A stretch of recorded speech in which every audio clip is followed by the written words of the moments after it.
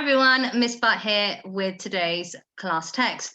Now, who can tell me or remind me what's happened so far? Shout it out. Can't hear you.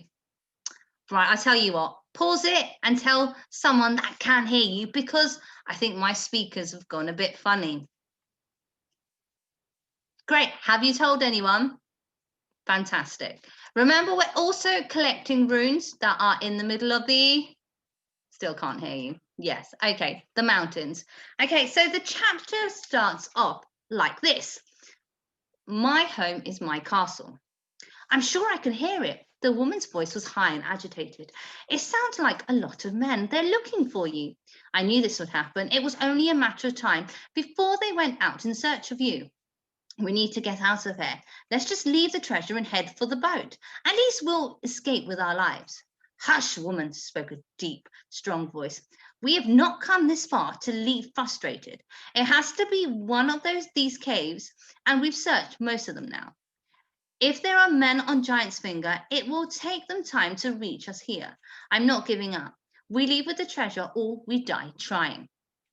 Alva looked at Magnus. He had fury in his eyes, and his fists were balled up. Like her, he recognized their voices. The woman spoke again, this time even nearer to where they were hiding. You are a gold-hungry fool, Ingeld. I wish I'd never agreed to help you with this. It is pure madness, and the men haven't eaten for some time. They could perish in this cold tonight. The voice was Gudrun's, her mother's closest friend. Alva had been worried about her at the sacrifice, as she seemed so fragile, but she shouldn't have been concerned. Gudrun was part of this mystery, and so was her husband Ingeld, their father's travelling companion, friend to Magnus and Björn from childhood, trusted by their family. When had he returned to their lands? It is he who had taken the men. It was he who had set out to find the treasure. It was he who half the village was now seeking. Betrayal cut like a knife. I don't care about the Englishmen, Ingeld answered aggressively. They have been next to useless. The monk could translate some of the runes. I could not, but he could not get me any closer to the final location. They were a waste of time, and by taking them, I drew attention to my own search for Björn's treasure. Let them rot.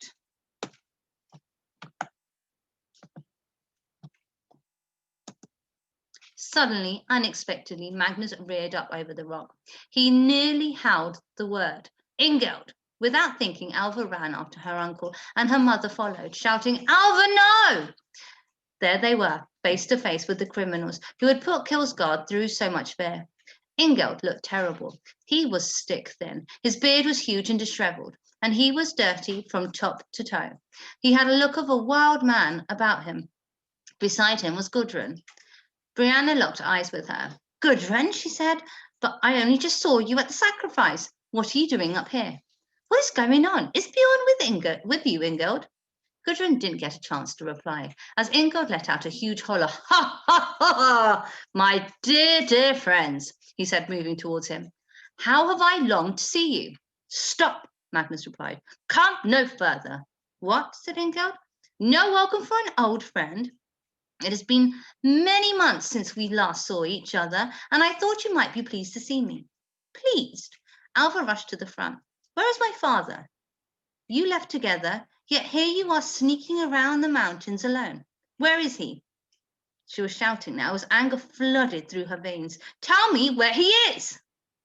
I will not be spoken to like this, Alva, Ingeld said, edging closer. You've known me since you were a babe in arms. You should show me a little more respect. Respect? It was Brianna speaking now, outrage coursing through her voice. Like the respect you showed to the two Englishmen who carried away in the night, like the respect you showed my husband by trying to take the treasure he had concealed. You want us to respect you now, Ingeld?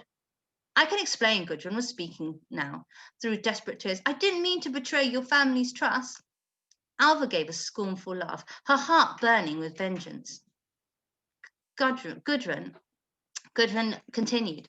I knew nothing of Ingeld's return until 2 nights ago, and when he came to the house in darkness, I felt the Norns cut the strands out of my of my life there, and then I saw him. I was so afraid. At first I thought he was a ghost, but my fear increased when he told me of his plans. He said he needed me to keep my ears open in Kilsgard, as he was planning to secure us great riches. Ingel said we would leave here and find a new place to live, where we could enjoy the spoils. He is my husband. I had to help him, but I have been horrified by what he has done. Please forgive me. Gudrun fell at Brianna's feet, reaching towards her, the tears coursing down her cheeks. She looked pitiful. Forgiveness is not for tonight, Gudrun, Brianna replied in a steely voice. Tonight is about answers and vengeance. Ha! Ingeld laughed heartily. Always the weaker man next to her father. Alva thought Ingeld now looked wretched and small. His beard was knotted and foul too, but the large arm muscles beneath his linen shirt reminded her that he was still strong, a Viking. You think you have a cause for vengeance? And why might that be, Brianna? It was her mother's turn to laugh now. Well, firstly, you have not returned with Bjorn. You must have betrayed him and abandoned him. For this you will pay. She took a step forward, towards Ingeld. And secondly, you are up here searching for a treasure you know belongs to him and his family. You have no right to it, yet you seek it for yourself. If that is not cause for vengeance, I don't know what is. Ingeld moved a step forward towards her. They were now just a few paces from each other. Oh, you see this tale in such a narrow way. Here I am, betrayer of your beloved Bjorn, ready to snatch wealth away from the hands of his dear family. We went to Lindisfarne together and were bringing back wealth for all the people of Kilsgard. I saw when he and Magnus took the monk's treasure from under the stone floor of their church. It was not his to keep, but at that time I thought they were mad. Who would want treasure that doesn't sparkle? Once Bjorn and I found ourselves on our travels to Constantinople, I realized the Christians were obsessed with their dead saints. Everywhere they were honoring bits of bone, and I started to realize why Bjorn had taken the treasures to Kilsgard. He wanted to sell them and make himself and his family very rich. I asked him about the bones, and he said he had hidden them. This felt like a betrayal to me and to all of Kilsgard. None of this excuses you, Ingeld, Magnus said. It just makes you more guilty. If you thought the treasures were not rightfully Bjorn's, you could have told Jarl Erik about them. But perhaps the real reason for your guilt is that you abandoned Bjorn. Where is he, and how did you end up back here without him? I don't know where Bjorn is, Ingeld replied. And if you think I betrayed him, you can judge for yourselves. I will tell you why I'm back here alone. And when I asked him about the treasures from Lindisfarne, he drew out that damned case and showed me how he had created a riddle to conceal its whereabouts.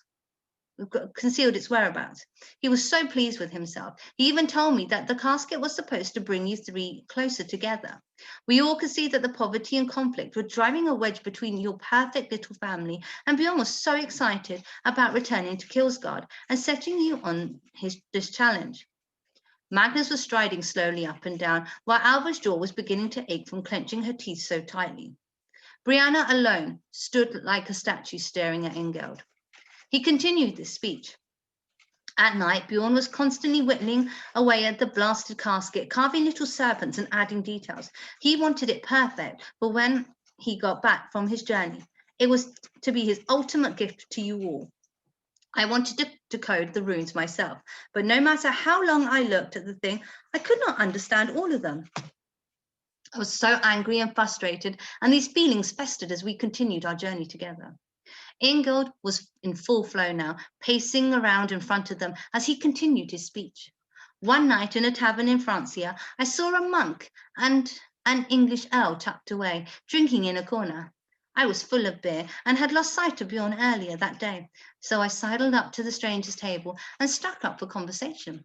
They were reluctant to talk to me, recognizing me as a Viking. There was silence, so I drank more, happy to be in the company of outsiders like myself. The more I consumed, the looser my tongue became. Do not remember all of what I said, but in my boast, I think I mentioned the objects taken from Lindisfarne and Bjorn's infuriating casket. The men said nothing while I spoke. The Earl asked one question. And will you both be sleeping here in the tavern tonight? Drunk and senseless, I replied that we had lodgings above. And when I awoke the next morning, I found the door to our room open. Our belongings had been ransacked, and when I saw that Bjorn's bags were now empty, a rush of fear flew through me. My loose tongue had lost him the casket. It was nowhere to be seen. Bjorn's bed was empty, and I realized I had not set eyes on him all night. Why? Alva interrupted. Where was he? Where had he gone? That I don't know, little lady, Ingrid drawled.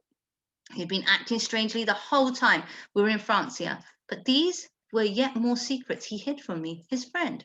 When I found the casket was stolen, in a thrill of vengeance, I stormed out through the town, asking everyone I met if they had seen the English monk and his companion. No one had any word of them apart from a stinking old man in the abbey, at the abbey, who said that, yes, a monk of the English monastery of Lindisfarne had stayed there with an armed man, but that they had left by horse in the night.